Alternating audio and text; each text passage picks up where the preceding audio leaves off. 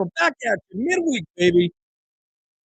Lots to get to today. Husker baseball. Oh boy, lots of conversations around last night's game and going forward. Playing game drama in the NBA. This day in sports. Husker legend Henry T. Buchanan will join us in hour number 2. There's some golf speculation floating around the Twitterverse right now. A lot of live golf rumblings. I have no idea what's happening. All speculation on the live golf side. Now you're hearing that executives have been summoned to New York City. A lot of stuff drama around that. Also, not a day that everybody, some people like, some people don't like. Happy tax day. Get them postmarked, get them out, and get them done. Or file the extension and just wait. This should not be a day that people enjoy. No, it's not. It's not. That's a principal thing to me. Like you gotta. Yeah, you can't say happy. Well, you know what? There are people that do enjoy it.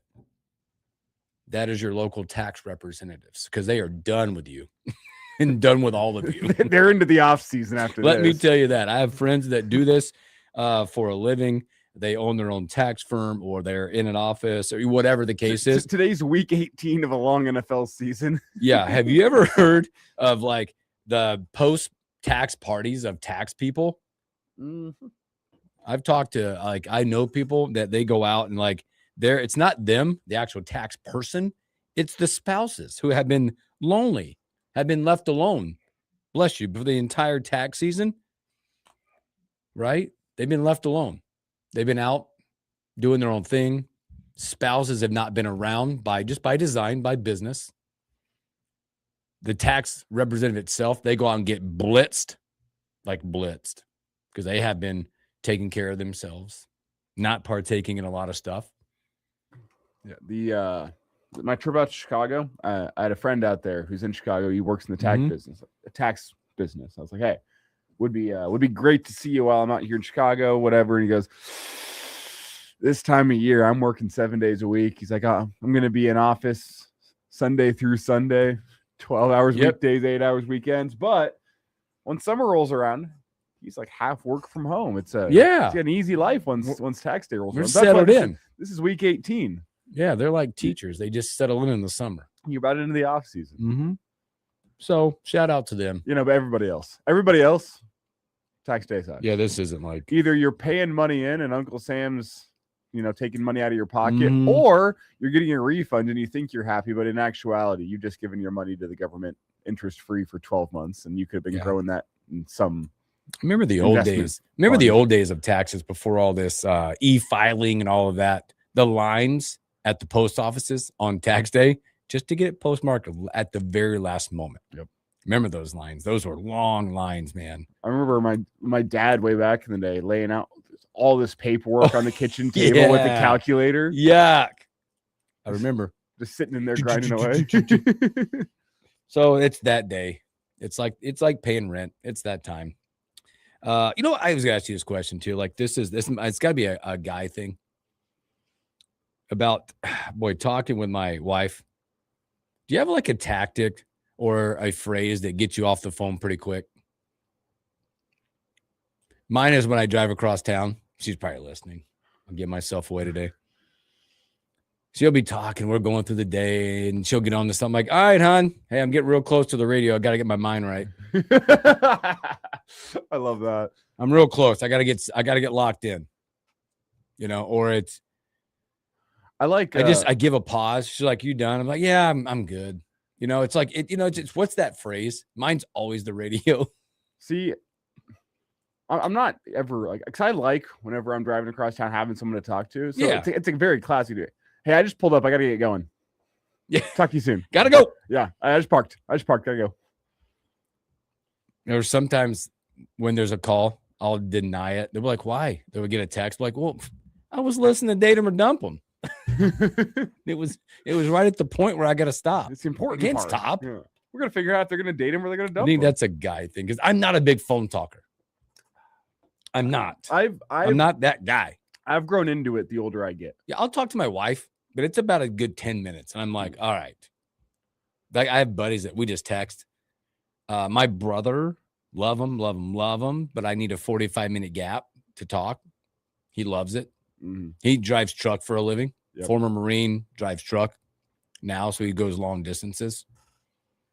And I get the rundown like day by day, minute by minute action going on. It's funny. For me, there's different purposes for text messages and for phone calls. Very much so. Yeah. With a text message, to me, that's semi time sensitive. If you have something for me that's extremely time sensitive, call me. If it can't wait 20 minutes, because to me, texting that's a, hey, I'm gonna shoot you a message at your leisure, get back to me. That is not let me sit there for 6 hours. So there are times when I'm busy and it's gonna take me a few hours to get back to you. That's why it's like, if it's not time sensitive, it's quick, text me. I think I've just like in my life, I've set the tone. Yeah. Well, but if it is time sensitive, if you need to know in the next 5 minutes, call me. Or if you have a moderate amount of conversation for me, I'm not that type of guy that likes to sit there on my phone and just have a text message conversation for 45 minutes. Like I'll go back and forth with you for a few minutes, but listen, don't make me sit next to my phone for 45 minutes to text message conversation. That's a phone call. It's a lot like, to me, like talking on the phone is a lot like what occurred to me last night, watching Husker baseball after baseball practice, as we'll transition into baseball. And I'm a guy that also likes to watch sports, and when the game is on, I'm locked in. I am not question and answer guy. I have a look, and I gave it a few times last night. I love my kids. I love everything going on in my house. I just there were questions happening during the game, and I'm like, this was it. My kid is sitting behind me, and I just go like this and give him the look. He's like, sorry. I'm like, can you guys see what's going on? Big moments in that game last night. Nebraska 5-4 gets it done. First time at home against those people since 2017. By the way, I sent that stat to a friend, really good friend of mine, Coach V. And I say, can you believe it's been, and he played for Nebraska. Him and Will Bolt were the middle infielders during that time. He goes, can you believe? I said, can you believe it's been since 2017? He goes, not that I'm keeping score, but when I was there, we were 5-1 against Creighton. Then he text back like 2 minutes ago, goes, if you're also keeping score, we were 5-1 against Texas as well. So he threw some stats out, but 5-4, they get it done. All the offense in the first 3 innings of this game. You'll look at the offense. Grego does it again. He gets them going. Obviously, a bad start for Pender in the 80 degrees in the wind. Just did not look very good in that. But a lot of this is going to come to this, and it's what we're the talk of Ty Horn. The most interesting development of last night is not Nebraska ending the losing streak at home against Creighton. It's not that. No. Which going into it, you would have thought if Nebraska wins, that'll be what we're talking about on Wednesday morning. Well, it's that. Yes, they ended the streak, 2017, this and that. It's as we talked about yesterday, it was a must-win, can't lose type game. But it almost feels like, to me, in terms of the Husker baseball season, it's cool to get the monkey off your back. Yeah. But the most interesting development of last night is the Ty Horn situation, potentially moving him for the rest of the season into a bullpen high leverage role, which he came in, he was nails last night. He was absolute nails. And if you listen to him talk, he was fired up to get the baseball in that type of situation. I think it's interesting at the time of the season where you're at, but it's also a bold coaching move, knowing how important of what's ahead of you this weekend. I don't know if I've ever even heard or seen this happen at this point. One, you have to have a kid that's mentally prepared to take this on. And Ty Horn, who is, it's real easy to probably get down and go, oh, man, this is ridiculous. I'm your Friday guy. I've been your Friday guy for how long? Now, he has not made it his starts have been real short on Fridays in recent history. He's been stressing the bullpen out in recent history. But last night coming in, when he came in, showed you the maturity, the intelligence, the unselfishness of that role in that kid. Well, and think we've been talking for what, going on a month and a half now about Nebraska's bullpen. And a few arms have shown themselves to be guys that you can rely upon. You saw one of them last night, Unger. I think you've seen 3 of them that have actually those 3. I'm saying, but Unger, specifically last night. Jayshon Unger, get the ball to him in the 8th inning, and it feels like a done deal. That kid, I call him kids, I'm old, right? That kid is, I don't know if he's met a moment that even bothers him. He's coming in some really high leverage closing moments. The confidence is just oozing from him. You see him on the bump, and you see the confidence. He's got a swagger to him every time he takes the bump. I mean, he just wants the baseball, and that's what you have to have in those high leverage reliever situations. I think you've seen that out of Tucker Timmon. He's accepted the role where he's at, whether it be long relief, short, whatever. Give me the baseball. I think you saw Caleb Clark last night throw a complete inning, looked great. And he looked good on, was it Saturday as well? Yeah, looked Saturday as well. But Horn's another one of those guys that, like, get him the ball. And I think in that moment as well, because you've seen him in some high pressure spots. You saw him in the Big Ten tournament last year, like, oh, go throw him out there on somewhat short rest and watch him go work and compete. The type of guy that you get him that ball on the bump and he's got a little fire in his belly. Just a little bit of extra juice. I like the role. We'll see how it plays out. But you have 3 other starters that you feel confident in. Yes. With Yasa, with Blackowitz, and with Katsky. Yep. Now we'll see what that rotation looks like on Friday, whether you move Yasa up. Do you put Blackowitz in on a Friday roll? Is that why you see him coming out of the pen on a Sunday to kind of to get him some pitches in before he makes a move to a Friday roll? Is that we'll see what the order looks like. It's going to be those 3. It's going to be those 3 this week. It's going to be those 3 this weekend. You just don't know what level, who gets the opening start. But I think the Horn role is one. It's going to bridge the gap in the bullpen. It's going to give you long relief action in the bullpen. 100%. If one of those guys struggle, you get 3 out of them. Here's a guy in Horn that can go out and give you 3 or 4 in the middle part of this game now. And somehow there's going to be a situation where at one point Horn comes in and bridges that gap all the way to Unger. And Jeff Snitley asked the question, does Horn move to Sunday or midweek starter? Now, based on what you heard from Will Bolt last night, it sounds like he might not be starting games at all. They said, what I read into that and what you heard from Bolt was, this is what you're getting out of Horn the rest of the year, is a high leverage reliever. A guy that can go eat up 3 or 4 innings on a Tuesday night. I don't think you start him in those games. No. You bring him out of the bullpen. No. And then another guy that can come in and, hey, you're nursing a 1-run lead going into the 6th inning on a weekend. He can go get you 2 innings before you turn it over to Unger. And guess what? He can come back and pitch again on, if that's Friday, he can come pitch again on Sunday. Like, yeah, I mean, you look at the way a guy that can come in and eat up innings in tight ball games and has that confidence, that competitiveness to go into those moments and succeed. The way the schedule pans out, what this turns into from a midweek perspective, when you look at the chances, we only have 3-4 midweek games left. Those turn into bullpen games now, which they have been for the most part. You're developing a 4th or 5th starter in the midweek. But now for a Horn type pitcher, those are bullpens for him. And I mean bullpen like practice, right? Bullpen practice. They throw during the week, but these are his games to come in the 4th or 5th and throw 3 or 4 innings and being ready for the weekend.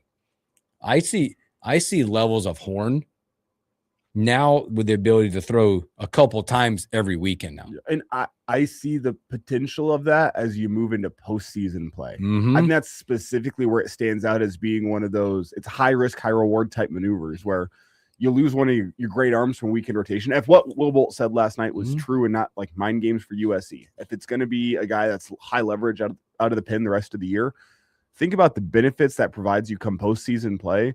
Whenever you need a guy like Horn to come in and, as you said, make multiple appearances throughout the course of a week or a weekend in a regional, you can go get him in game 1, you get him in game 3, like just a live arm to bring out of the bullpen that you trust.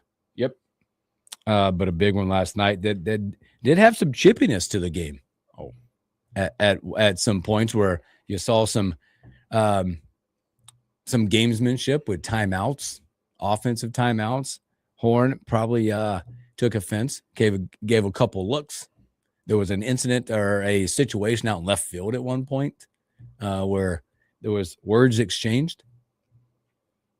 High leverage moments, creating a nice rivalry now that Nebraska is going to win that series this year. Well, and Horn even said himself, like, like the mindset he had coming into that game last night was real FU mindset. I think that was the quote he had. Yes. I'm you saw it. 100% sure that's what he said. You saw it. He came in and he had that FU mentality on the bump. And it absolutely showed. It's becoming a bit of a theme for this Husker team this year, the chippiness, right? Well, this team is the chippiness comes from how hard they play. And they play. You go back. It kind of comes from the head man. Yep. That's the type of player he was. I mean, you go back, and I know we didn't win the game, but you can go back again. There was the hard slide against Oregon. I think it was Stokes for the hard slide on the double play ball. There's a little chest action going up. All right, hey, I'm still here. We're coming, right? But I think that has defined this team. And Horn in that role will continue to define that team. I'm excited to see.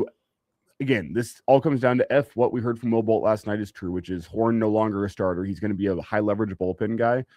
Really excited about what that move could be. Now it's from a Bolt point of view, high risk, high reward, because Horns has been working as a starter for a long time now. And you can speak to it. It's a different mindset whenever you come out of the pen. It's completely different than being the guy that gets the ball in a 0-0 game and you're trying to go get 6 or 7 innings of work. Completely different feel whenever you come into the game and there might be runners on and you got a 1-run lead and you got to get your innings in while maintaining that lead. Like different mindset, different situation, completely different feel. That's why it's high risk, high reward. You're not sure if it's going to pan out, but what you saw last night showed me Horn can embrace the difficulty that comes with coming in and being a reliever. And it's not your game. Simply put, you're not in control of when you come in, what the score is, anything like that, like you are whenever you're a starter. And I think this goes to making that type of move this late shows you the importance of these series coming up. Because it's real easy, I think, in life, in sports, to continue to do the same thing over and over and over and over and getting the same result. And I think that Friday starter, Horn was in that mode. And that's the definition of insanity, right? But making that move shows you it puts importance. It's two things where you got Horn struggling on a Friday. You got the biggest series. And we're going to talk about this tomorrow or Friday, how big that series is coming up this weekend. And when's the last time Nebraska played in a more important series at Haymarket Park? You could argue is pre the move to the Big Ten. Yes. I mean, we'll talk about that. But the importance of that, and your bullpen hasn't been fantastic. It's been better as of late. But taking a guy like that and putting him in your pen and what makes your pen look like now. Especially with the 3 other guys they're going to start this weekend. Now, does it pay off? We don't know. That's what coaching's about, right? But it was a positive result on night 1 of the experiment. Yes. And not just him, but the entire bullpen. Right? Now, Nebraska could have blown these doors open. They didn't take advantage of 12 runners left on base last night. We're not even going to that because I don't think that's even the story. One story was they won the game. That's it. You broke the streak. But the bigger story is the rotation move. And that's it. And what it looks like this weekend. That's another move that's gonna challenge USC to start thinking a little bit too. More to come on that as we get moving about our hump days. So let's take our first break. As we go to break, there is keywords today. First one is rock. How perfect is that? ROCK. You can dial 402-258-2800. You can text that word into that number. 402-258-2800 for a chance to win $1,000. Rock, ROCK. Let's take a break, come back, and talk about NBA play-in games.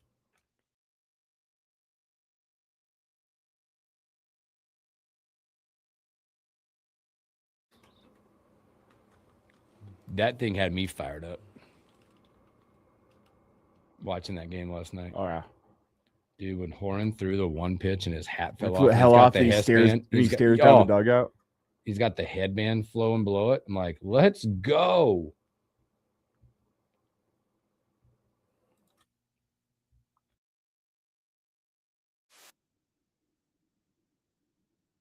Austin today to watch a really bad baseball team.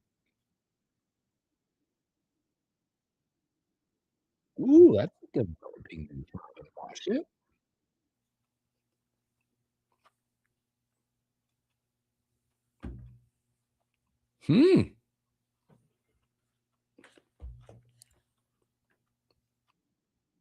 My favorite thing right now is like about one of my favorite things about coaching youth sports is one when you don't have to like the group me messages, you know, when they're out asking for volunteers to run the camera and stuff. And guess what? I don't have to do respond or accept because I coach. My wife sends out the best. They sent out, do you have a volunteer to run the camera? She sent this out. She's in the car. It's not her, but it's a meme. Volunteered to run the scoreboard once, and now I have to hide in my car until the game starts so that mistake doesn't ever happen again. That's what she sent to the group.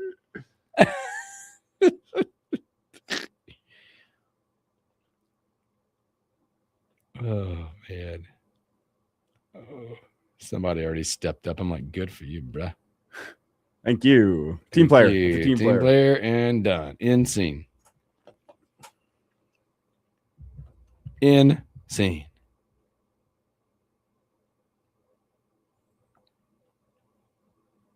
Nope.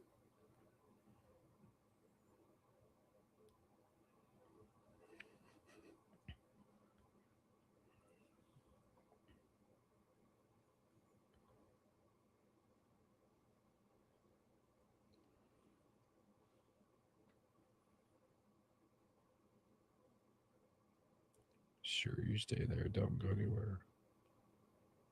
I'm reaching out. Nope.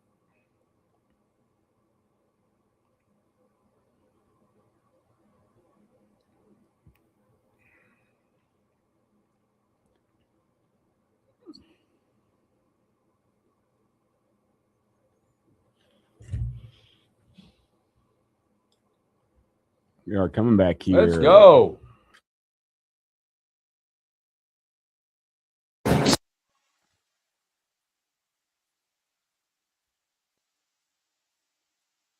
Welcome back to the morning hookup. Happy hump day. Good morning, FloodX. And Shane, Todd. Good morning, Jeff. Shane says, I'll be on the berm at Hawks Saturday. Looking forward to it. Big series coming up for Nebraska baseball. Hey, how about this? We haven't gotten to. We'll probably be able to get into a little bit later, but Robin Washington just tweeted out. Utah Valley point guard, is it Trayvon or Trayvon Lenhart, who officially visited Nebraska last week, has scheduled another visit today. Welcome back to campus, my friend. That's huge. Documents are ready, printed with a pen. Yes, it's that's big news. As you left and visited somewhere else, but you're returning back today to maybe have another portal player in at Nebraska. So something to monitor as we move about our day. Right there, portal ever changing as we are looking at it. NBA play-in games last night, Elijah. I did not watch, obviously, because there was a lot going on.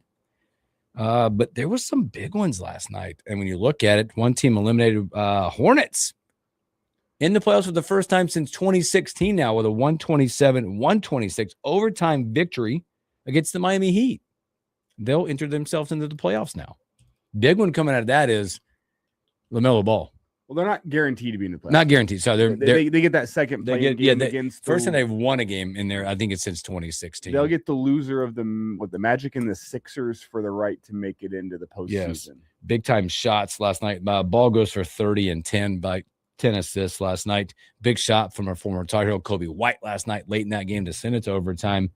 But the story out of this one is probably Bama Bayou goes out with a lower back injury. Yeah, LaMelo kind of tripped him.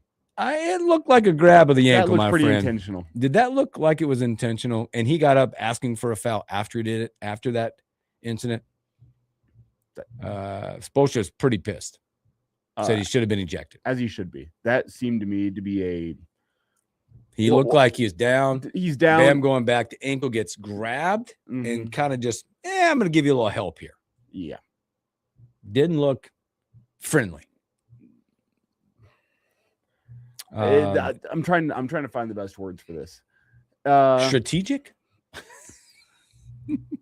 I don't think it was the guy trying to play dirty, but I don't think the intention matters. Mm-mm. I think it was a guy kind of, playing You look right on the edge playoff basketball level, that whenever it leads to a player injury such as that, that guy should be ejected. I wasn't trying to compare it in my mind as I was watching it. I went back to the college game and I thought, man, there's been people that assess flagrant 2s and flagrant 1s that did way less than that in college hoops. Mm-hmm. Right?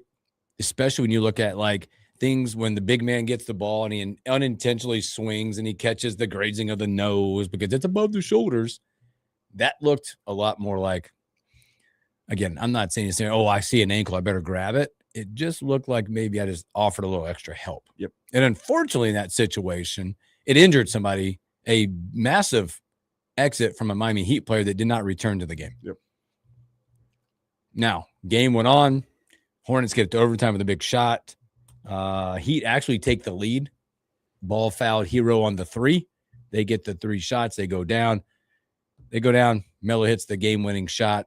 It ends in a flurry. Hornets advance. That's the thing, is the guy that should have been ejected is making huge plays down the stretch. Yes. Well, he's making like both. Like he made 2 really good plays and a bonehead play, fouling the 3-point shooter, fading away, and Tyler Hero. And then he ends up getting the winning bucket and getting to celebrate as Bam's in the locker room. Mm-hmm.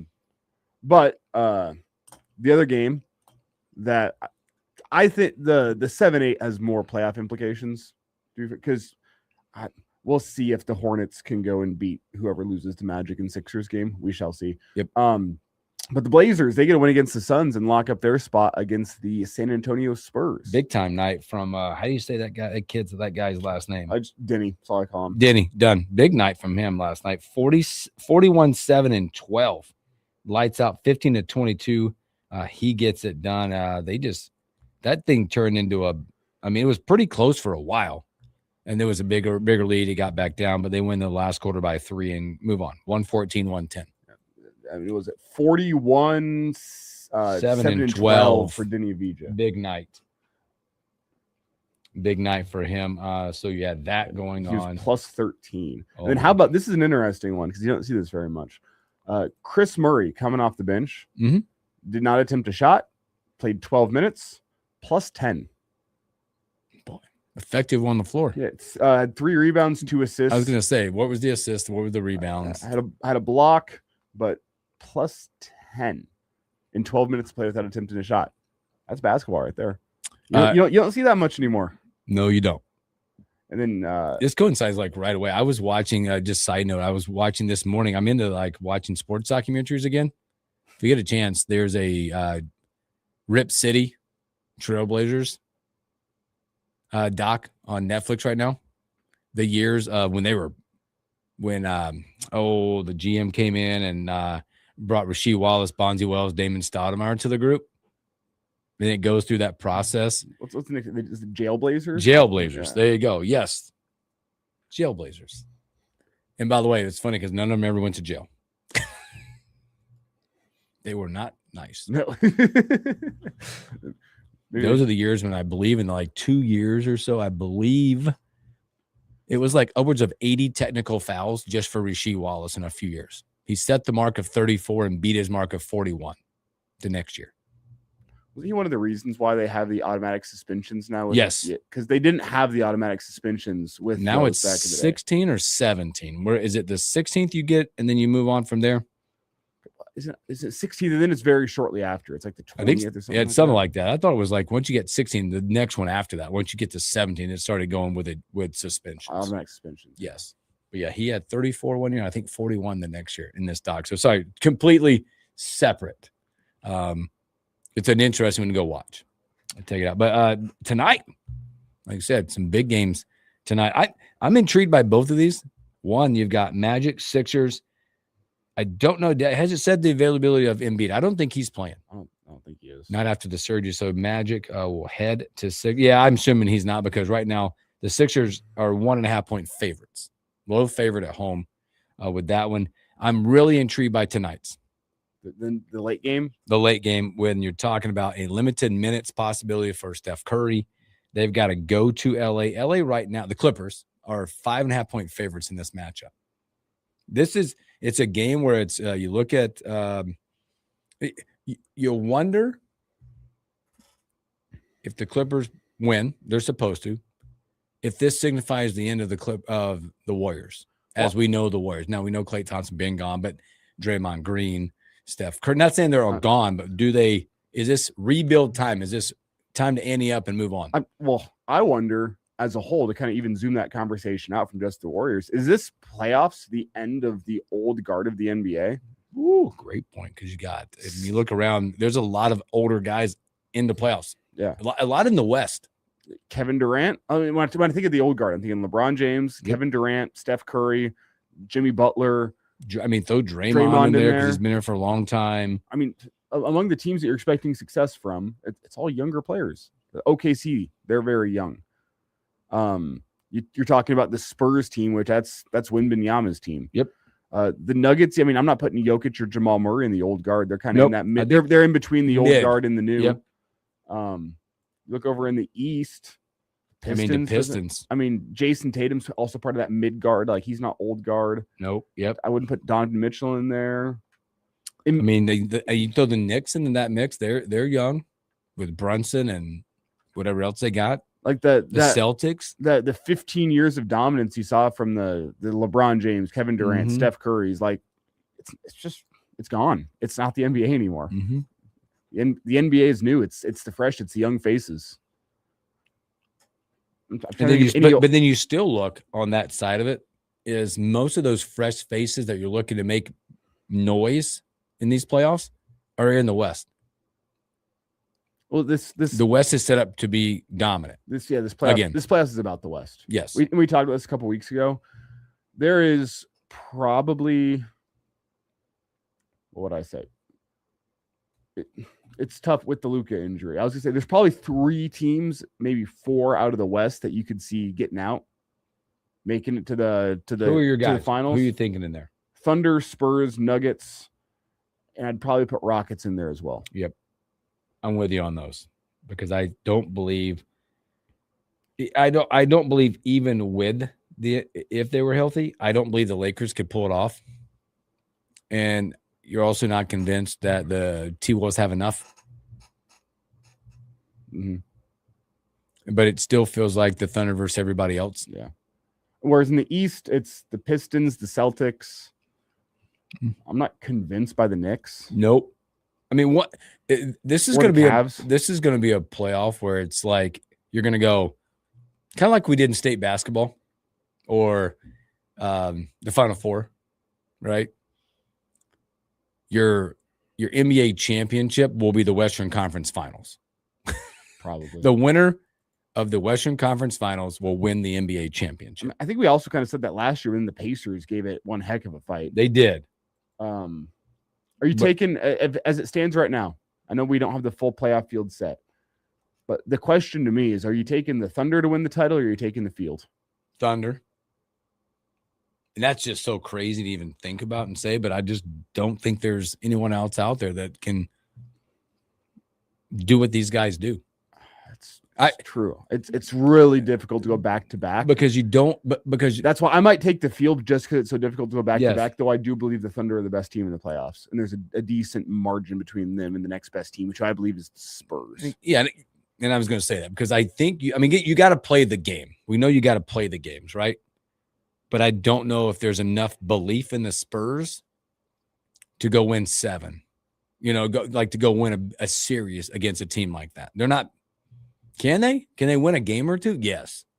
I don't believe they're built good enough to win the series. And I think people got to remember that about this thing. It's not. Yeah, can any of these teams go out and beat the Thunder one game on any given night? Sure. Right. It's the same thing with the Spurs. Like all these teams, they could beat each other any given night. Give me a 5-game or a 7-game series with the Thunder. I'll run down the road with those guys all day long. And my hot take, and I don't think there's bias in this, but people might say, I think the team out of the West that's got the best chance to beat the Thunder is the Nuggets. with a former MVP and Nikola Jokic and a guy who's in contention for MVP this year as well. Lots of playoff experience, average triple-double this year. And then Jamal Murray's been on a heater down the stretch, which Jamal Murray is one of the guys in the league that the difference between him playing average and him on a heater is a wide margin. Like whenever Jamal Murray's on a heater, probably one of the most exciting players in the NBA. I've seen it described before as his game is holding a Zippo over an ocean of kerosene, and you just don't know when he's going to drop it. And it's not every game that he drops it. But you get those moments where he drops that lighter in the sea of kerosene, you just see him go on fire and take over games. That's what it would it would take something like a Nikola Jokic MVP type performance where he's trebucheting these crazy shots over his head. Just on his back, and the boys were not losing. Yeah, and Jamal Murray going 7 of 8 from 3 in a game. Yeah, because you think those guys combined, what do they need to do? If they want to beat the Thunder? 80 points tonight. You would, or 70. I'm high. Like if Jokic's got to go, 30 plus? I would say you would need close to 70 a night. Jokic and Jamal Murray to combine for probably 65 points. Yeah.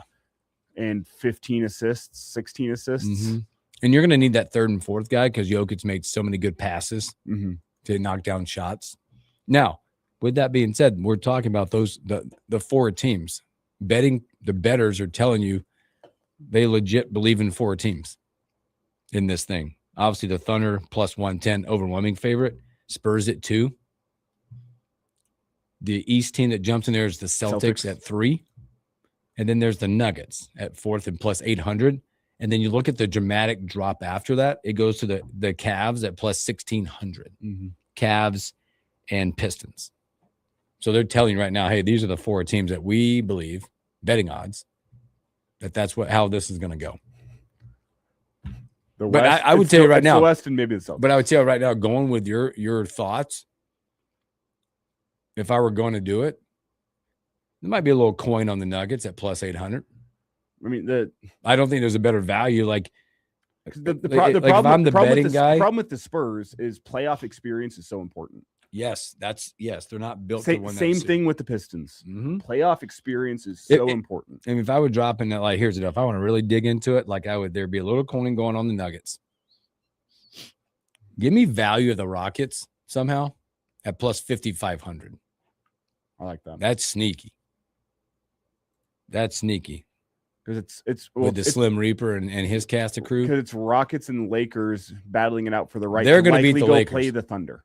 Minus what they got going on, they're going to beat the Lakers. In my opinion, they're going to beat the Lakers, which sets up some really good matchups after that. You start looking at that. If they were to, how about it's an interesting matchup could happen if they beat the Lakers. So, all right. It's good stuff coming up tonight. Yeah, good stuff tonight. And then NBA playoffs kick off in force along with the NHL playoffs. I think it's Saturday. Yes. A lot of good sports on the weekend.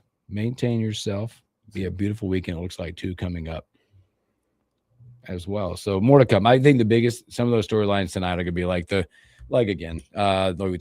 Warriors. What's the minute restriction look like? What does the end of that thing come down to? And then a lot of these playoff games are going to be determined by injuries and the return from them, and if they can get their guys back. So, all right, let's take a break. We'll come back and look at this day in sports.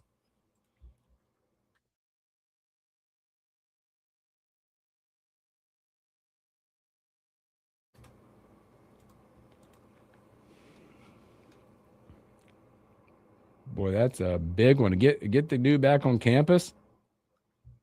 That's got to be a signal, right? You threw the bat signal back out.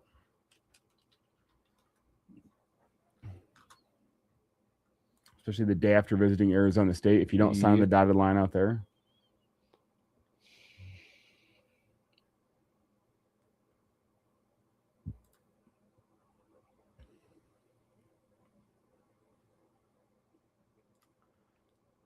While we still have NHL, the regular season ends.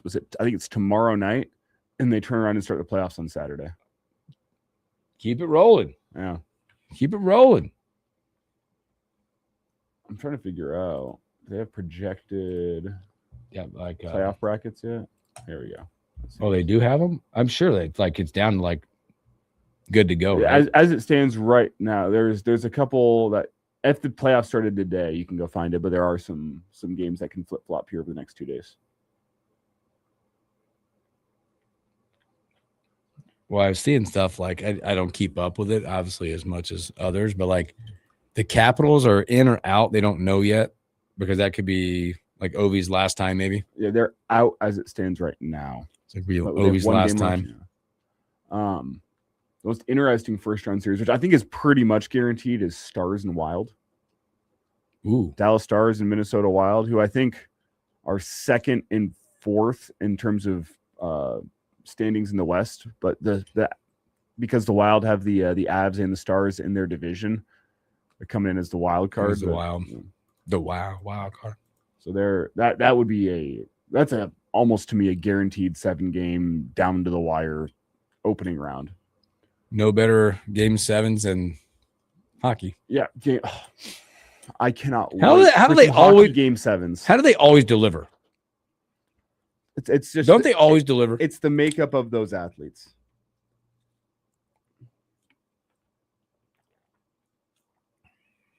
Ooh, that's a good one.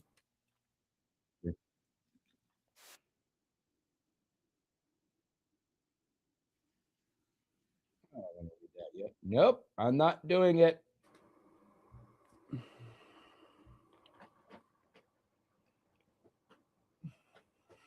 Shane nails it here. The NHL playoff seeding is very frustrating, but I don't even understand it. That's why it's the there's so many teams and divisions and so many wild cards that it's long story short, there's a reason it's the hardest trophy to lift in professional sports.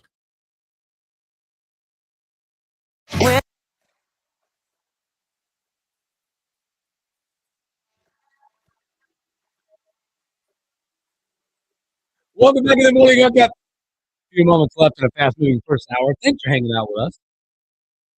And you're correct. Said the NFL playoff seeding is so frustrating. Happy the Avs have Dallas or the Wild in the first round. Won't. Sorry. I am so excited. This song, my goodness. At some point in the next month or so. Tomorrow morning, it's Wednesday. Don't be concerned. At some point in the next month, there is going to be that game 7. It's going to overtime at 11 p.m. on a Wednesday night, and I'm going to have to make that decision. Do I watch overtime here that could go for another 2 hours, or do I go to bed? I'm excited to make the decision to stay up. Bed's a bad option. That song, by the way, we can debate it all day long. That group are NSYNC. It's NSYNC all day long. Oh, it's no. Woo! Nope. Never no one hit. Go to NSYNC. JT, get it done. We're not debating it now. I'm just We're good. We could. We don't need to debate it. This day in sports, boy, there's some good ones out there today. How about this? This day in 1965. Okay, NFL changed its penalty flag from white to bright gold. Whoa. 1965. 1965. Later than from I thought. White to a gold to what we know today. Gold makes, so much more sense. Yeah. It stands out. I know. But how about that? How about on this day in 1927, Yankees slugger Babe Ruth hits the first of his MLB record 60 home runs in the 1927 season. Wow. He teed off on A's Howard Emke in the first inning of a Yankees 6-3 win over Philadelphia. Take that, Jack. I love, that's one of the things I love about baseball is in so many sports, NFL games, there's early NFL games where we don't know what happened. And from a play-by-play point of view, you can see the final score. And I looked into this because the whole scoregami thing has been going on in the NFL. There are contested games where they actually don't know what the final score was. They know who won, but that's it. One newspaper said this score, another newspaper said this score. The official record from the NFL says this score. They don't know. There's not that in the MLB. The MLB dating back to the early 1900s. They have it all. You know exactly how many innings were pitched. You know how many earned runs a pitcher gave up. You know who hit the home runs. You know the final score. Every detail. That's why I love about Major League Baseball. Going back 100 years, you have the perfect record. Speaking of that, I got one. Okay. Stuff you don't see anymore in baseball. Okay. In this day in 1968, Houston Astros beat the Mets 1-0. 24 innings. That's not the thing. We could see 24. Starting pitcher Tom Seaver and Don Wilson pitched 10 and 9 innings respectfully in the game. One went 10 innings, one went 9. The starting pitchers took 6 hours to play the game. Wow. You don't see guys go 9 innings, complete games anymore. How about 10 innings of it? Let's make sure I got this one right. I think I do. Yeah, on this day in 1947, this is huge. Jackie Robinson breaks the color barrier. Oh, Becomes the first African American to play in Major League Baseball for the Brooklyn Dodgers. 1947, and I'm not sure if you were watching after Nebraska's game last night. UCLA had UC Santa Barbara, and they were wearing the throwback UCLA jerseys. They had the 42 numbers on, all in honor of Jackie Robinson, who played at UCLA. So I saw it. Saw the beginning of it because there's something in that game that we might be talking about a little bit later. That's a good one. Good. Let's see. Sorry, I just had one. Oh, boy. Go. You got another one? 1958, first baseball game in California, Major League wise. The Giants beat the Dodgers 8-0. This one was back in this day in 1991. Magic Johnson set the NBA record for career assist with 9,998 assists. People forget that. I think Magic back in the day, you fast forward now to what the player looks like today. He was that before it was this. Big man working all 5 positions. Another one in 1991 in the NBA. The Sacramento Kings set an NBA record, losing their 35th consecutive road game. It's a record that still stands. It still stands today. Oh, wow. In this day in 1958. Boy, this I didn't realize it was. I thought it would have been sooner than this. First baseball game in California in 1958. Giants beat the Dodgers 8-0.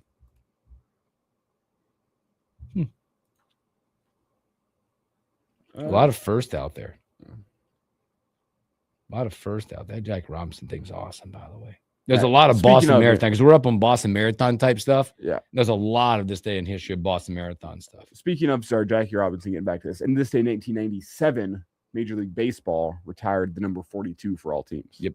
So another Jackie Robinson note. That was 30 years ago now. 30 years ago 29. now. There's a lot, man. There's so many good. I'm baffled by the white to gold penalty flag. This day in 1977 was the first baseball game in Montreal's Olympic Stadium. Also, not this day in 1997, but the year I was born. Let's see. Any good birthdays? Oh yeah, look for before we get out. I love the birthday. Any good birthdays? Oh, not any names I'm recognizing just yet. Oh, so if you were born on April 15th, your birthday is all for you. I'm still scrolling here. Yeah, not many. A lot of names, but not many. How often is that you can look up a birthday and not have somebody who's done something or a famous person on a day? In terms of sports, it's a pretty dull day. I'm making sure I'm not missing anything. Yeah. Yeah, or not. Names I recognize. Nope. No names. Huh. Well, that's a bummer. I'm going to go there now. Maybe you just don't recognize it. Famous birthday is on April 15th. That's today, right? Kunishige Kumamoto. Come on, man. Leonardo da Vinci. That's not sports. That's not sports. But I'm going for famous. I'm trying to get there now. Well, regardless, that's loud. Sorry. Yo. Tim Tyndale, running back for the Buffalo Bills. You could forget him. Boy, there's nothing. Wow. Yeah. Not saying you're nobody, but Ilya Kovalchuk, I guess, hockey player. Sure. Congrats. Happy birthday. All right, coming up, Husker legend Henry G. Buchanan and a whole lot more. Sit back. We'll be right back.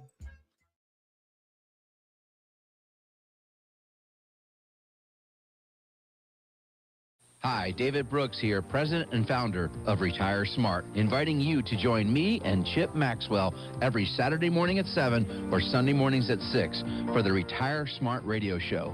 We'll provide you answers to your most pressing retirement questions and help you navigate ever uncertain financial times.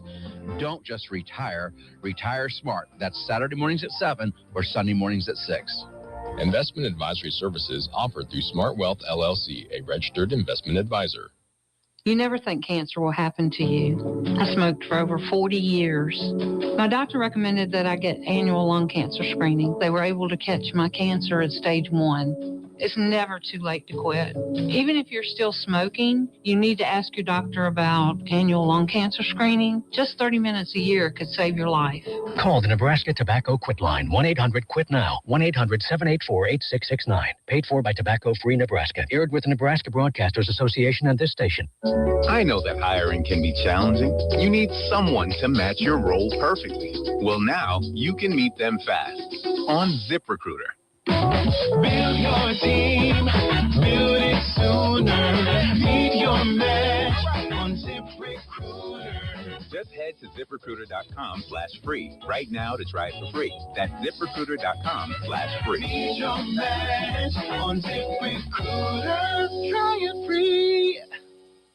I'm Ernie Hudson, actor, cancer survivor, and father of 4. As a dad, there's nothing I wouldn't do to protect my kids from cancer.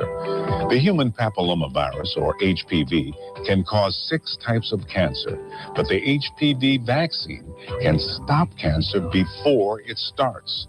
Girls and boys should get the vaccine at 11 or 12, and there's a catch-up option for teens and young adults. For more information, go to preventcancer.org. Veterans and active duty service members, when your call to service ends, your mission doesn't have to. Go from GI to IT in just a few months at My Computer Career. Prepare for a high-demand career in cybersecurity, protecting people, systems, and institutions from real cyber threats. Cyber warriors are needed now. Will you answer the call? Go to mycomputercareer.edu/CWP to learn more. That's mycomputercareer.edu/CWP. An elite CompTIA certification partner. VA education benefits are available to those who qualify. What are you doing every day to support your liver? If you enjoy sweets, fast food, alcohol, or take any medications, that's a vital question to ask. Hi, I'm Sherry Torkas, pharmacist and health author. For over 30 years, I've helped people make informed decisions about their health, especially concerning prevention and long-term wellness. Supporting your liver isn't just a wellness trend, it's a daily essential. That's why I recommend Active Liver by New Nordic. It's made with plant-based ingredients like milk thistle, turmeric, and globe artichoke, herbs clinically studied for their protective and restorative effects on the liver. Active Liver blends traditional herbal wisdom with modern scientific research. Not all supplements are created equal. I trust Active Liver because it's backed by science, meets strict quality standards, and delivers true daily liver support. Active Liver is available online at Amazon or NewNordicUSA.com. Or you can find it in stores at CVS, Meijer Grocery, Wegmans, and now Active Liver is available at your local GNC. Neil Armstrong waited 6 hours and 39 minutes to step onto the surface of the moon. Jackie Robinson waited 20 months to play his first game with the Brooklyn Dodgers. And even DiCaprio had to wait 22 years to win an Oscar. You can wait until your destination. Don't text and drive. Visit StopTextStopWrecks.org. A message brought to you by the National Highway Traffic Safety Administration, Project Yellow Light, and the Ad Council. Lincoln's local news, talk, sports, and weather station. FM 101.5, 1240 AM, KFOR, and KFRX HD3, Lincoln. From ABC News, I'm Sherry Preston. Pakistan's military chief has arrived in Tehran for what could be another round of ceasefire talks between the U.S. and Iran. President Trump sounds like negotiations are on the horizon, but there's nothing in the books. And Iran is threatening to block all trade in the region if the U.S. naval blockade continues. ABC's Karen Travers has more on what President Trump has been saying from the White House. He is expressing confidence and optimism, but not explaining why he is confident and optimistic, because there are no talks right now scheduled between the U.S. and Iran. The president indicated to our John Carl that there could be an amazing 2 days ahead, but he didn't elaborate on what that meant. He was asked if Vice President Vance might be involved in further talks between the U.S. and Iran, and he said that he could be, but notably, there is nothing scheduled right now. Vice President J.D. Vance weighing in on the president's disagreements with the Pope, who has called for dialogue instead of fighting.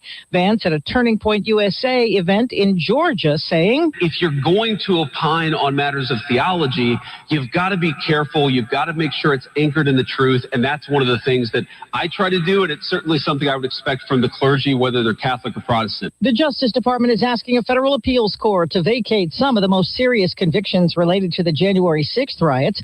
ABC's Pierre Thomas says the DOJ wants seditious conspiracy charges dropped against members of the Proud Boys and the Oath Keepers. The 12 people we're talking about had not been previously covered by President Trump when on day one of his second term, he pardoned more than 1,500 suspects who had been prosecuted in the riot, including more than 600 defendants charged with assaulting, resisting, or interfering with law enforcement. President Trump tells Fox News he will fire Fed Chair Jerome Powell if Powell doesn't step down when his term as chair ends next month.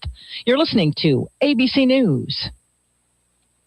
$5,000. That's the average amount of money people in the U.S. are now spending on gas in a year. $5,000. That's crazy. If you drive, you have to download Upside, the free app that gives you cash back every time you get gas. That's right. You can earn real cash back with Upside. Just by literally start earning. Every time I fill up. I've already made around $200-$300. You're putting gas in your car anyway. Why not get real cash back? If you like free money, download Upside. I'm saving the cash I earn from using Upside to help pay for a vacation later this year. Download the free Upside app now to earn cash back every time you buy gas. Use promo code STATION25 to get an extra 25 cents per gallon on your first tank. You can cash out anytime right to your bank, PayPal, or a gift card for Amazon and other brands. Just download the free Upside app and use promo code STATION25 for a 25 cents per gallon bonus on your first tank. That's code STATION25 for a 25 cents per gallon. An overnight burglary in Southwest Lincoln. Good morning. I'm Jeff Motes. 66 degrees at KFOR. Lincoln police are investigating a break-in at the Romantic store near 10th and High around 2:30 this morning. Officers determined a male wearing a tan jacket carrying a bag broke out a glass door and entered the business.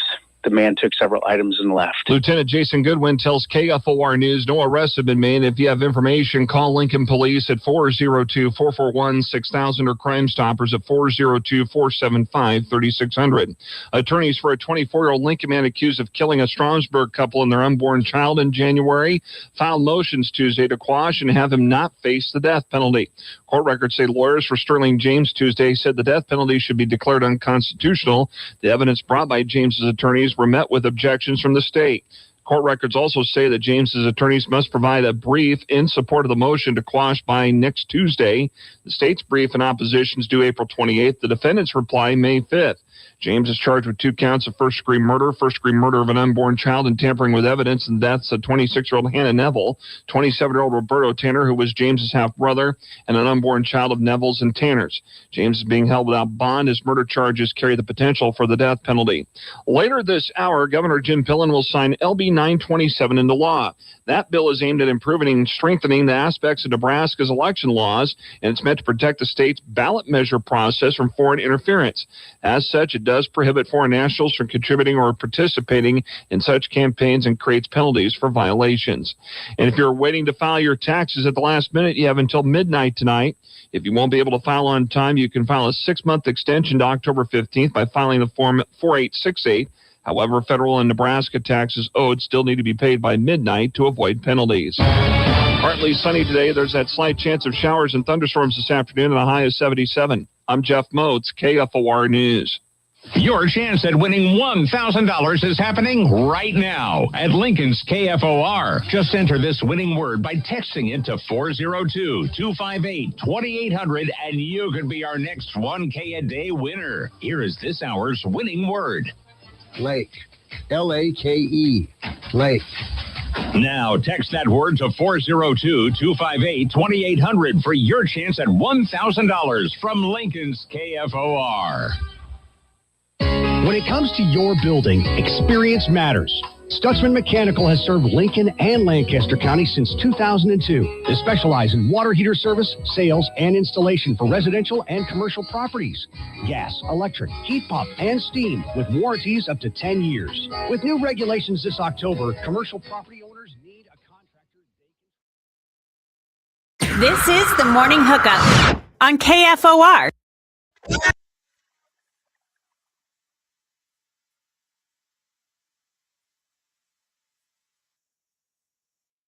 Welcome back in the Morning Hookup, hour number 2. Now you're talking. JT was the man. Still is. Hello, Jessica Bill. Who would you rather have as your private chauffeur? Careful. Where were you at last night around 2 o'clock? Were you at the Southside store that was broken into last night? Was it? Yeah, romantic. Oh, no. Where were you? I was asleep in bed. I was at the bowling league. Okay. I want to make sure. Yes. Asleep in bed. Where was Justice at? Now, that's a good question. YZ? On his way out of town on vacation? Quick stop. Getting some vacation essentials. Pick up his Subway and get the NIS. They weren't open, so it's like, I need it. That was wrong. Sorry. YZ, hope you have, if you're listening, have safe travels. Yeah. God, we're awful. Just quick stop on the way out of town. Oh. Some people, honey, I can't. They're closed. Get in there. Some people stop by Walmart and get the travel size, shampoo bottles. Other people, Sorry. Coming up, Husker legend Henry T. He's Buchanan. in this. Should we get him in here? I don't see him. Bring him. Oh, we got him. Husker legend Henry T. Buchanan. T, what's up?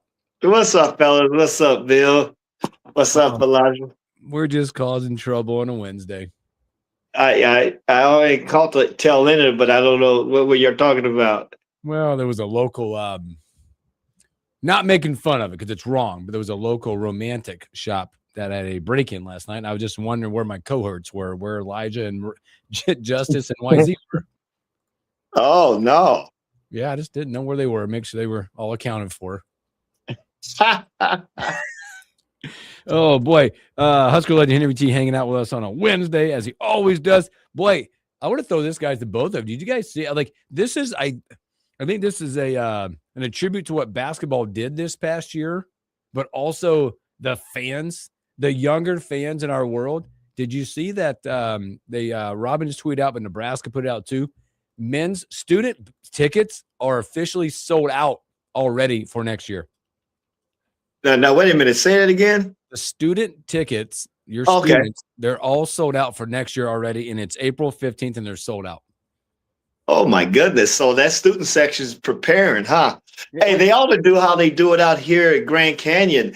I mean, they actually interview you to be part of the student section because that's how hyped they be during games. And maybe Nebraska can kind of adapt, which our student section is phenomenal. But, just to kind of, just to even add to it, because, it's such a vantage plane at the vault. And so any excitement and any more energy, well, you can't get any more energy than that student section gives us. But but that's great to hear. I mean, is this the first time? Oh, no, they're sold out. These things to pace. It used to be how it would go would be around this time of year, kind of into the month of May, which is when they put them on sale. Football would sell out, and then you would have up until about the start of the season for men's basketball, and that's whenever those men's basketball season tickets would sell out. But they'd also keep a certain number of games available for single games, which if they're selling out this early, I don't know how many games they're going to keep available for students to buy single game basis. We'll see about that. But it used to be it would sell out just much closer to the season. Yeah. Well, this past season and the success that they had, and I'm not surprised. And matter of fact, I'm ecstatic about it. Now I'm worried about myself when I fly back. Other than the alumni weekend, am I going to be able to get a ticket to the game? I mean, Bill, I might have to start giving you a call and say, save me a ticket. There'll always be room for Husker legend Henry T. Buchanan. Hey, but the big question, and actually I'm going to text him this week because I know he got vacation. He got something coming up, and I know the transfer portal is going on right now, and I'm trying my best to hold off because I know he's at high demand. But I definitely want to get him in to kind of discuss, not only the success this year, but how's the recruiting going? With the guys that we lost, because I'm still kind of hurt with Quentin Rhymes leaving, and that bit a little bit, for me. That would be that, so where we're at there. Heck, I even try to get Bill Jackman on just to talk about because I know every year he has a function with all the donors at his house out there in Dallas. So I wanted to pick his brain to have him on this morning. Guess where he's at? I don't even want to know. Probably somewhere sunny and 85. He's in Japan, and they're 16 hours ahead. So it ahead of us. So and that's my time. So it would probably be 14 hours ahead of you all. Mm-hmm. But it's like midnight. It would be like midnight. No, it'd be further, I guess, because if we were to call him now, it would have been midnight. Yep. My time, 2 a.m. your time, and he said, "Brother, I'll be asleep." So, I love you in the morning hookup, but I don't love you that much. Yeah. But he was excited about coming on until I told him the time. Always welcome. But yeah. I want to ask you, as you navigate, the landscape of college basketball. Let's just throw basketball out there. And I think your time in Nebraska, obviously coming in as a seasoned vet. Look, I didn't use the other word, did I? Seasoned vet. But talk about what you're seeing and how you're feeling about, because right now there's a movement in college basketball, whether it be money or that, but freshmen are getting hurt right now. But the thoughts of Nebraska, like look at Nebraska. Obviously, you lose the freshman, he moves on. Maybe it just wasn't fit, transition, whatever the case is. But you're looking at dudes that we're getting. It's the portal. You're getting older guys with seasoned success. How important that is going to be for Nebraska, because you just had your most success ever. But the thoughts of what you're seeing from a freshman perspective, obviously, I don't know if you saw also Carolina, they parted ways with a 5-star freshman and said, in a way, thanks, but no thanks, but we're going to go get older and stay older quick. Yes. And I think the key there, and you made the comment, and I think I've been talking about this around the freshmen and the high school players, is the ones, unless you're a 5-star, which now obviously 5-star is not good enough unless you're in the McDonald All-American game, which was this kid in the McDonald All-American game? Yeah, he was number 8 overall in the class. Mm-hmm. They said thanks, but no. And again, I don't think it was that way, but it was just like, hey, it's the money. It's the money. I mean, I think that's a great point, because the money, the ROI on a 5-star freshman versus a former 4-star 21, 22-year-old kid that's played college basketball. Yeah, and you're going to go with the experience, and that's what catapulted us to our best season ever.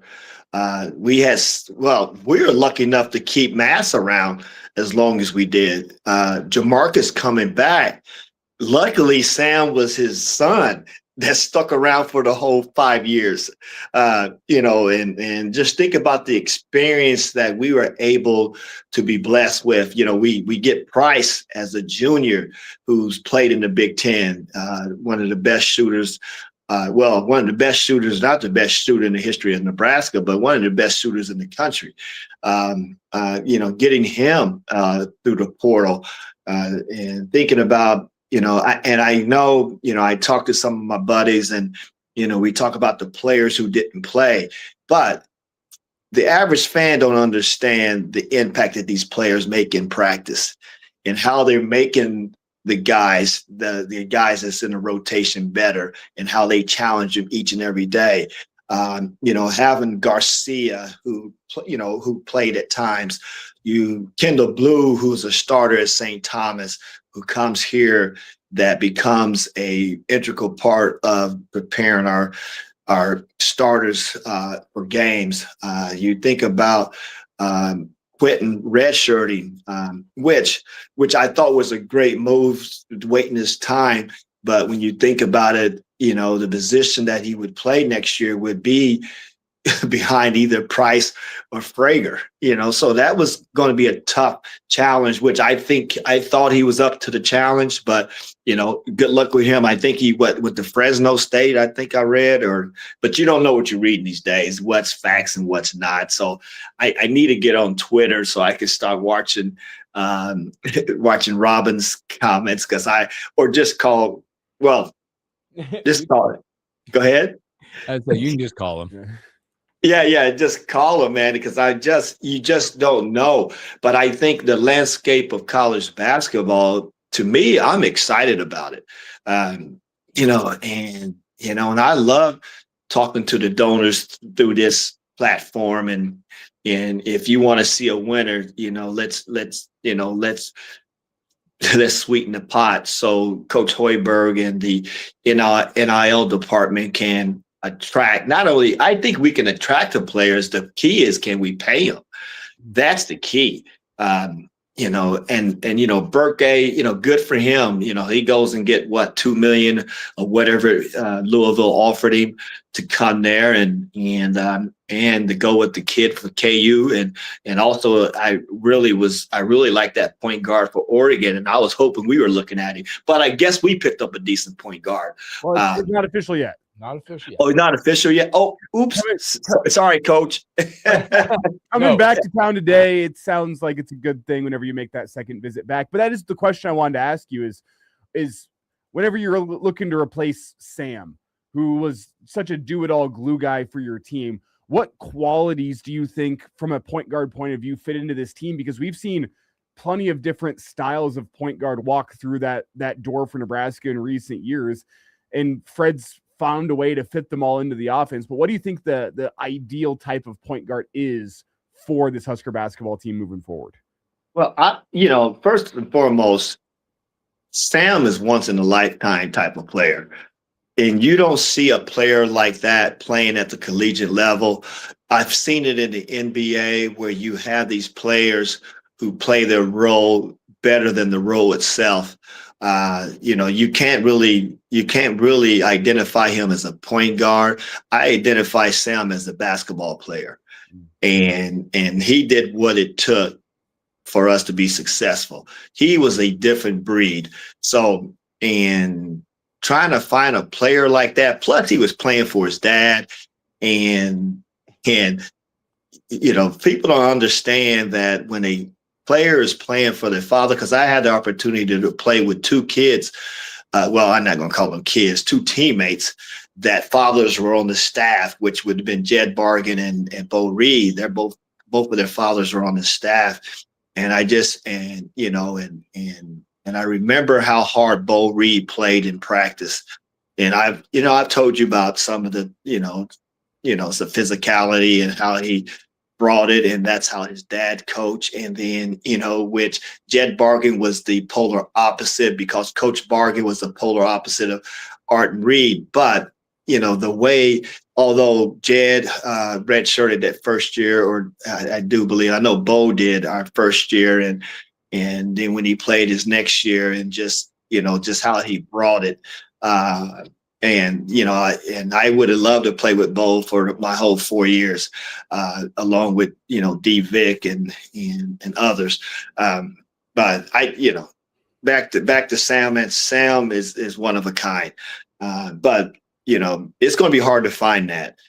But we can find a Jamarcus Lawrence, someone who controls pace, who runs the offense, who can play defense, who can score when he needs to, unselfish to a fault. And I'm looking for a person more similar to that, because I think Oogie, if he can play next year, the fans are going to be very pleased with what he's going to bring to the table.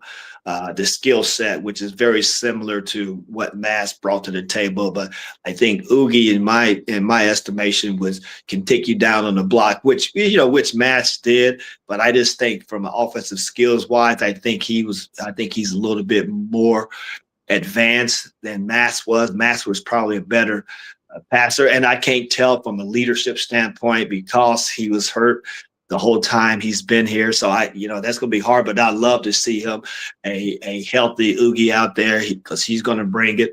I know the North Dakota guy did play, right? Is going to play, correct? It did sign, committed. We got one committed out of Belmont. No North Dakota. Belmont. That's a 6'9" kid. Which one is 6'9"? Yeah. Okay, I thought. Okay, so the North Dakota State or North Dakota guy, we're still working on, and that's the issue. It's not that they don't want to come to Nebraska, but when you got other universities that. And these schools are looking at other schools and saying who are they in, and if they're interested, if Coach Hoiberg is interested in that player, I'm going to outbid him. So that's where the money comes in, and that's what I'm going to be afraid of because it's,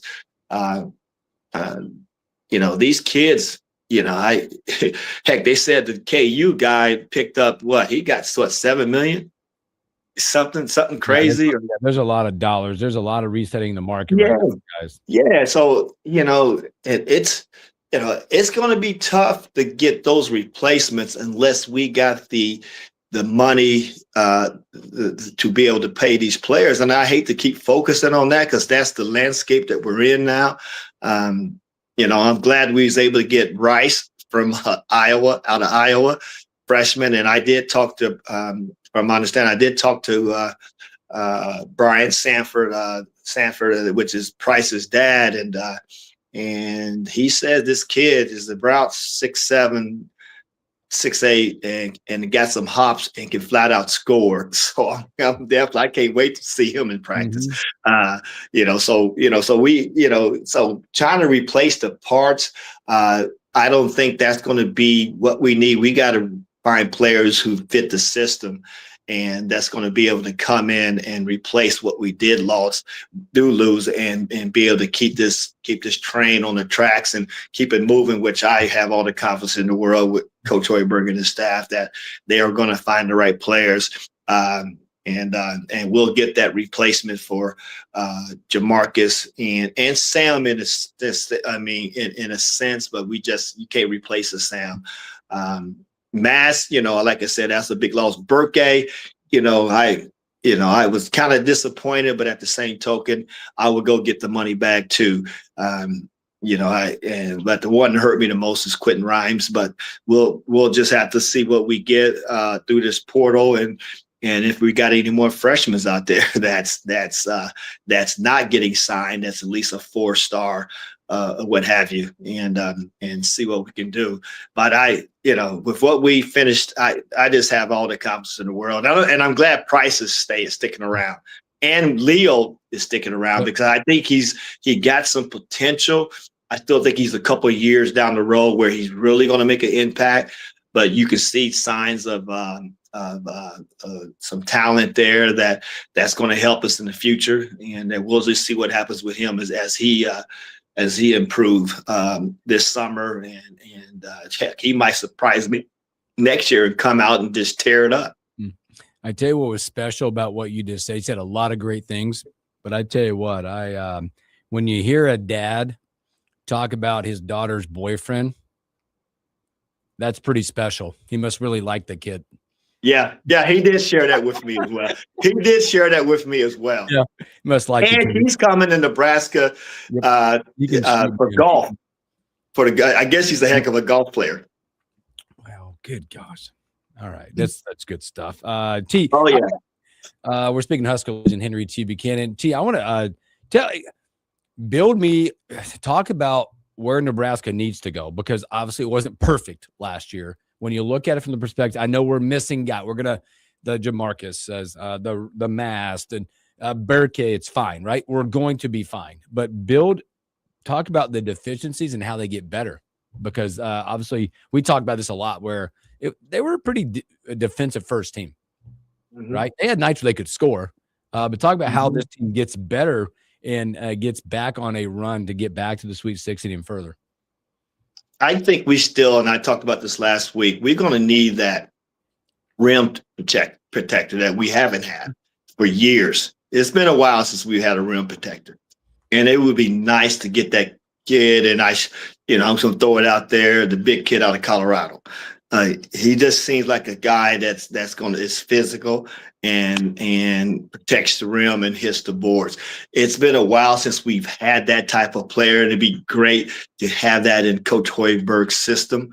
But keep in mind, we got Connor too, so he's still there lurking, and so I'm not gonna. And with Frager, Connor, and Price and Rice coming in, that's all the offense we need. And if Oogie plays, he's going to bring some offense as well.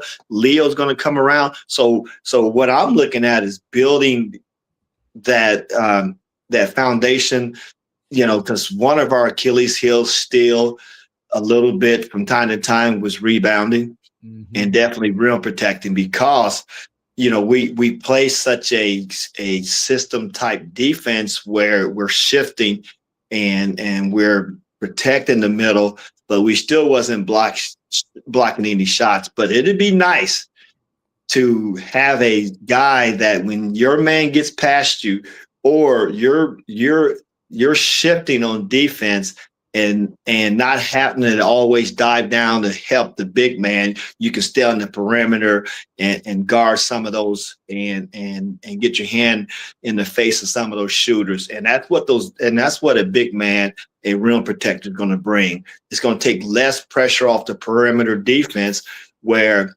you got somebody there that if somebody's coming to the basket, they're going to be met with physicality and shot changing. And it's going to improve our defensive rebounding and probably even offensive rebounding. So I like to see that. And definitely we're going to have that point guard. We got to find a really, really good point guard that controls the pace, similar to what Jamarcus did this year, and see where we go there. And if we get lucky enough to find somebody that, which is, hey, and speaking of, congratulations to Sam Hoiberg being the 375th academic All-American. I mean, and we don't talk about that enough. I know early on when y'all had me on this show, I used to always talk about, I think we were at 200 and something academic All-Americans at that time. We still lead the country in all Division I schools with academic All-Americans. And that's something that I don't think we talk about enough is what these kids do in the classroom. And which, because we're so focused on wins and losses and the chance for a portal, NIL. But let's talk about these kids who's graduating, who's hitting the books and then with these opportunities to play 5 to 6, 7, some 8 years. Heck, these players, these kids can get their master's and PhD by the time they're done playing. So there's always a perk to what's going on in the landscape of college basketball. But I hope, and I know the University of Nebraska still, since I've been associated with Nebraska athletics, that in all sports that they do focus on academics, and we got some of the best academic counselors in Keith Zimmer and those individuals in the academic office, that Dennis LeBlanc, and running the show there. So I'm proud to say that I was part of that university and from an athletic standpoint, but definitely the educational side. And then as I'm talking about those guys, before because I know, we talk about a lot and it's about Husker basketball, man, but hey, man, did you know I know y'all know this, men and women's track both are in the top 10 in the country. Softball, I guess there's 3. And baseball, we just, had a couple of slides, so we got knocked out of the top 25, but I think we'll be back in here pretty quick. And then of course, women's basketball, making the tournament 3 years in a row, and looks like her recruiting class is stepping up. She only lost a couple transfer portal. So again, just being a part of this university and watching, I've been watching this week the softball and baseball games and looking at the crowds in those games. And did you see volleyball just recently had an exhibition against who was that? Just the Iowa other State. Yeah, Iowa State. And how fun was that in South Dakota, at the Pentagon, whatever they call that arena. And, to see that sellout, said they sold that out in the first day when they found that match was coming there. And, and it's just, it's just so much going on. And the way that Nebraska basketball finished in the Sweet 16 and a good opportunity to make it to the Elite Eight. And now we don't set the bar. And Coach Hoiberg, and I know you're going to listen to this. If you're not listening to it now, I'll be sending you the link. You don't set the bar high, my man. And but you got all the support from all the alumni and the fans and everybody who even watches. But matter of fact, they done picked up new fans. I know my family. I had a cousin that picked them to win the championship this year in his pool because he listens to this show all the time and listened to us talk about it. And he was pretty confident. And I was confident that we can make it to the Final Four. I didn't call championship, but I was looking. I said we good enough to make it to the Final Four and just see what happens if we made it there. So, and we still. It looks like our coaching staff is intact right now. I mean, because I didn't even know Nate Lossner was even interviewing for the Northern Iowa job. So I guess when I don't come there to get a chance to talk to Coach Hoiberg and I, like I said, I hate bugging him. I'm not the guy that texts him all the time. I text him after every game. And I'm going to text him to come on the show here in another week or two. But other than that, I just don't want to be that person that harasses him all the time. Because I know he's getting a lot of love right now and deservedly so. Awesome. Great stuff, T. Hey, stay with us. We're going to take our first break. We're going to come back more with Husker legend Henry T. Buchanan. Yes, sir. Yeah, how you fellas doing though? I see the weather's is looking pretty good out there in Lincoln, Nebraska. Is that true in golf weather? I'm playing today at 12:30. I knew it. 78 or something there, right? Yeah.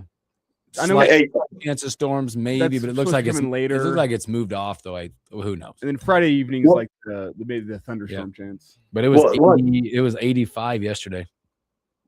Now, wasn't it Colorado had the snowstorm and the pileup? I just saw this morning.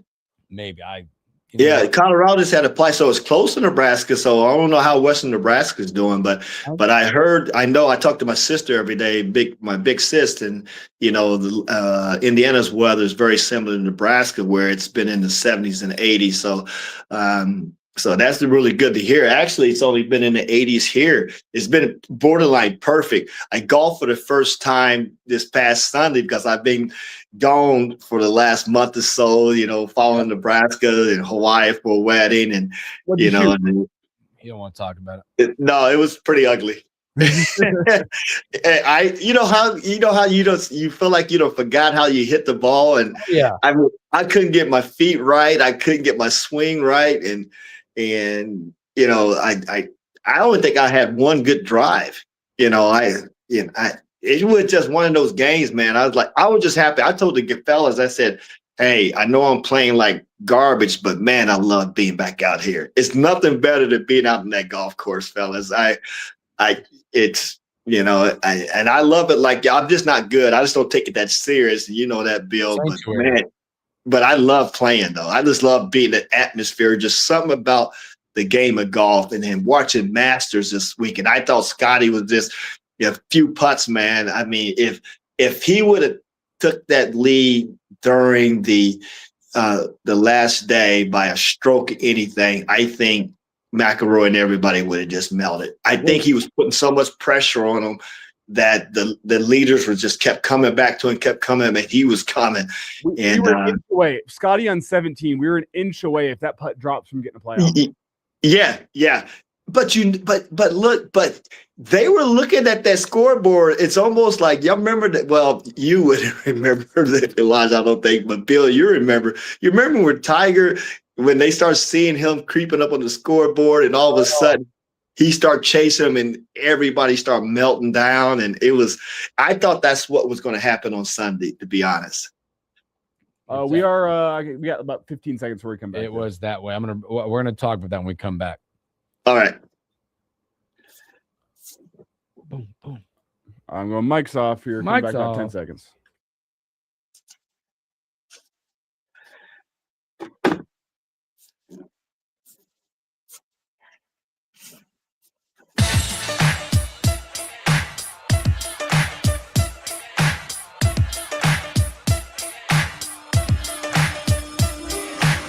Welcome back in the morning hookup. Hanging out with Husker legend Henry T. Buchanan. Thanks for hanging out with us on a beautiful Wednesday here in the great city of Lincoln, Nebraska. T, we're talking in the stream there. If you need to join us on the stream. That's where all the I think we do good stuff, but there's a lot of behind the scenes stuff. You can join us on YouTube at the morning hookup, Facebook, follow us live there. T, the Masters, my man. I think it's so interesting. Like I want to like you were just saying something about the way Tiger used to like get back in contention and the way it made people feel. Scotty has a little bit of that right now. Yes. Was there like when you were hooping it up at Nebraska, and you guys have a big league? Like, was there a player like that in the league? There's like, oh, here they come, and that dude's taking over. Oh, Danny Manning. Yep. I knew the answer, but I wanted you to say it. But people don't realize Danny was already like the big man, like the Joker and all these big men with the handles, could shoot it, can pass it, can run the break, and you just see him with the ball all the time. That was Danny in the mid to late 80s, fellas. But we had success against him in Lincoln. And for whatever reason, for the 2 years I got the chance to play against Kansas and our team, and it was just funny that week of practice, every defense that we worked on game planning for was Danny, and he was still able to get his thing done. Mm-hmm. And I just remember, if we could control him, because normally you would let a player at that level, let him get his and stop everybody else. But the problem with Danny, you couldn't let him touch the ball because he was like Joker. He knew he could pass at that level where, if you double team, he always found the open man. He always made the right play.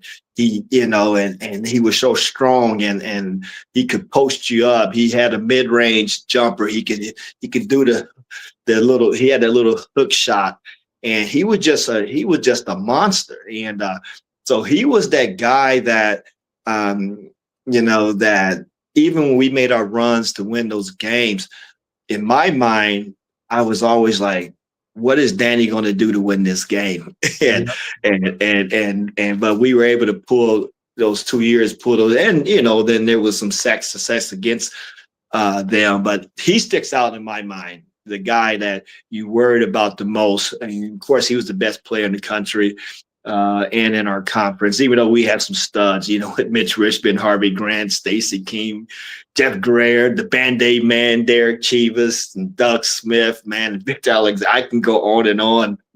Richard Dumas and John Starks, Mookie Blaylock. I mean, it was so loaded, man. And so we had a lot of players who could take over, but he kind of stuck above. He was a little bit above everybody else, and he was the guy that everybody had a game plan for. So it's Henry T. Buchanan with us here on the morning hookup, talking some Husker hoops. And T, as we kind of wind things down here, I do want to get your thoughts with all these new faces coming to campus. I mean, the transfer portal adding window, I know it's a little different than whenever you were playing, but I'm sure you have some memories. What does this offseason look like for the team itself as they go through offseason conditioning and they try to learn some new faces? They try to figure out how other guys play, and they kind of try to build a cohesive unit. What does this summer look like for the guys on the team?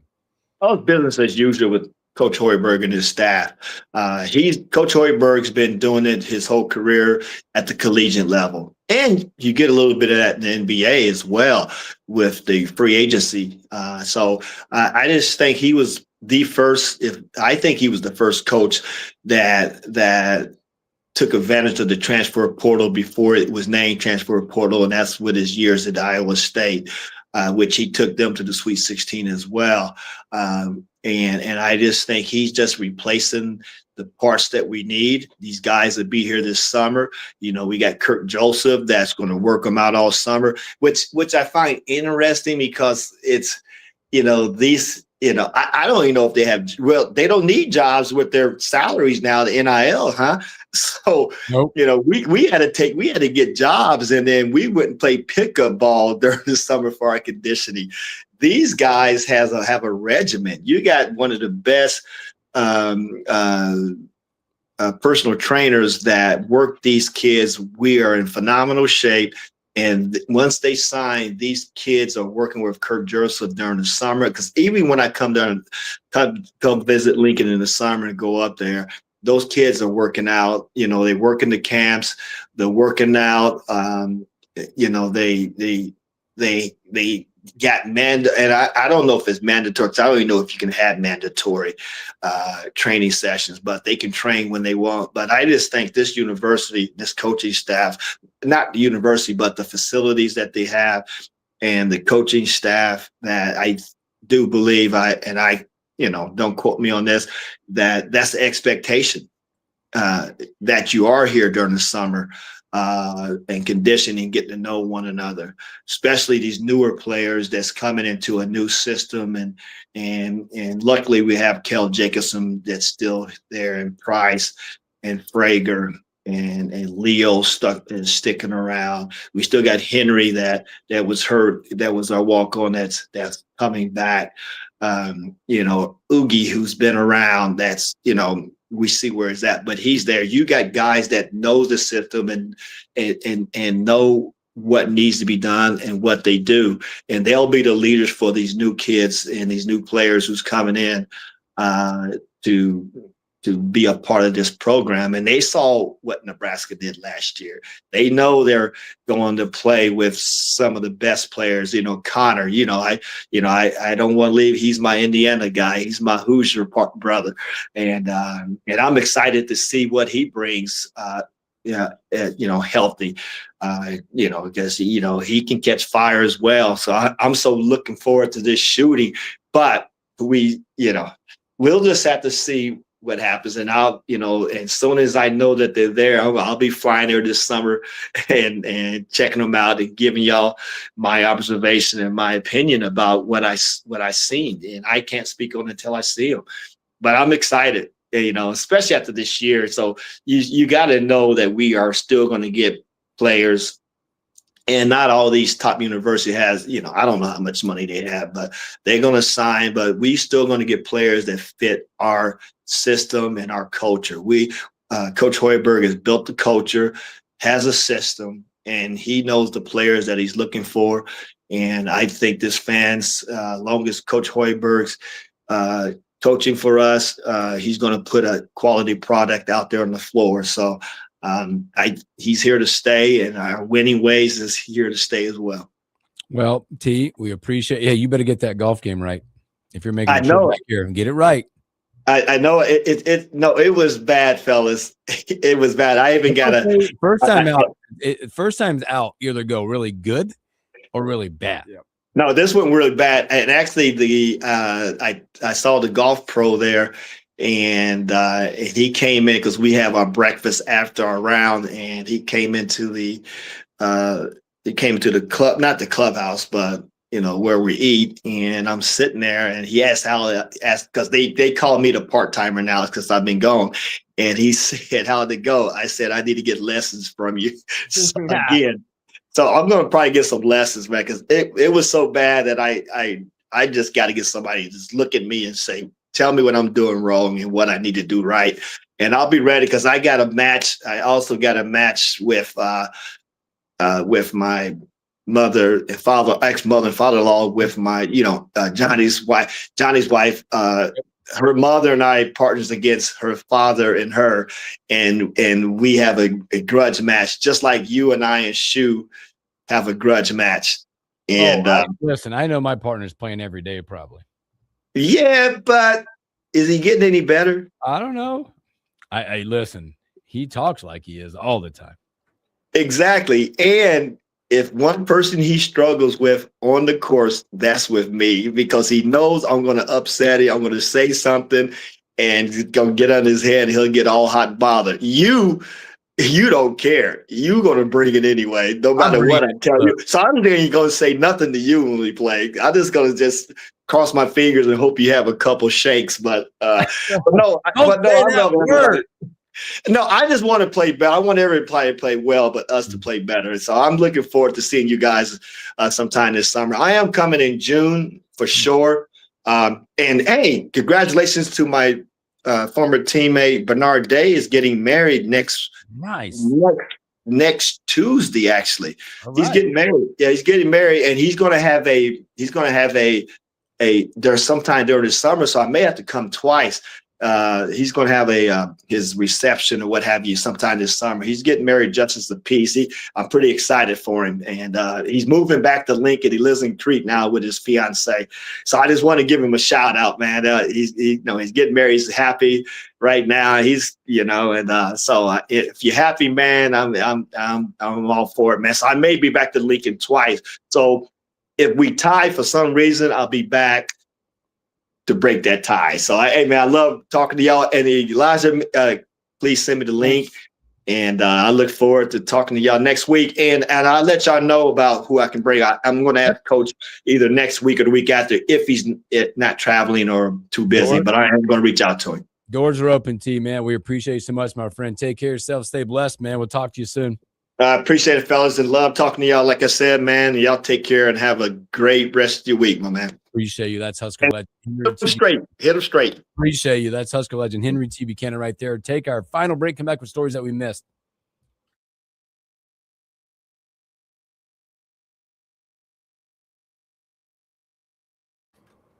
Yeah. Let me go back and find that. There's a couple good stories out there. Yeah, we kind of mentioned it. We got to talk about UCLA. Yeah.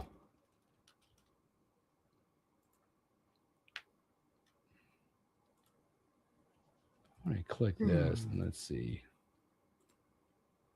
I'm going to click this and just see what it says.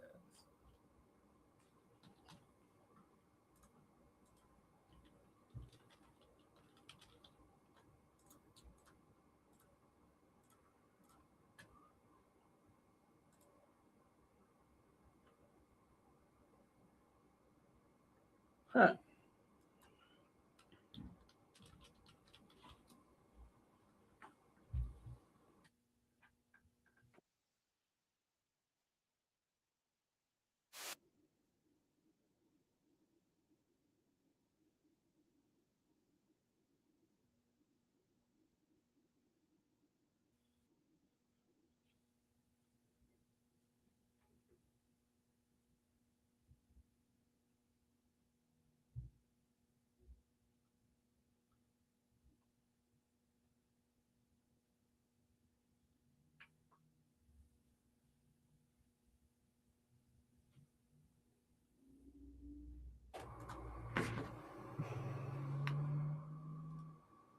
Where are you playing today, Hooksy?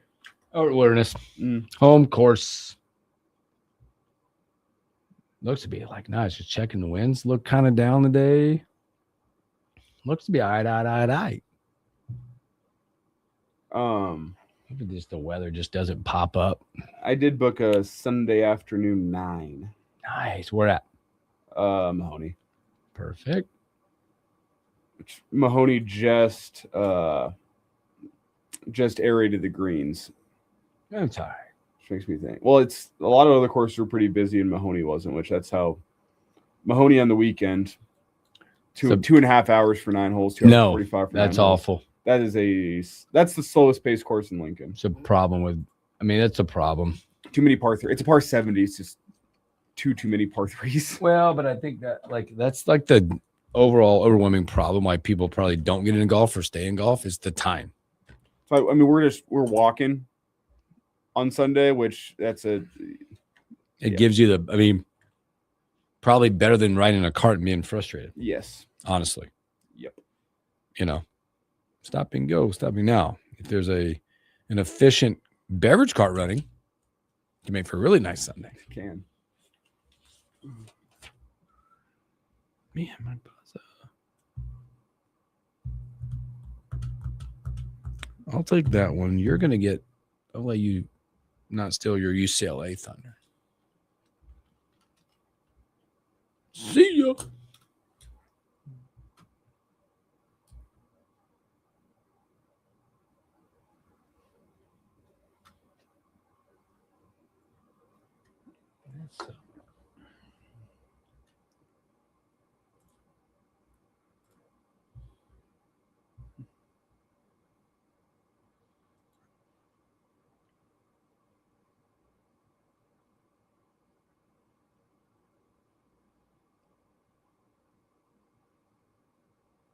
Boy, that's crazy.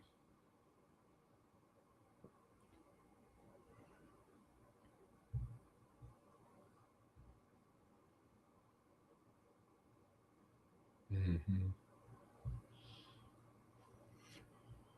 Here we go. Here we go.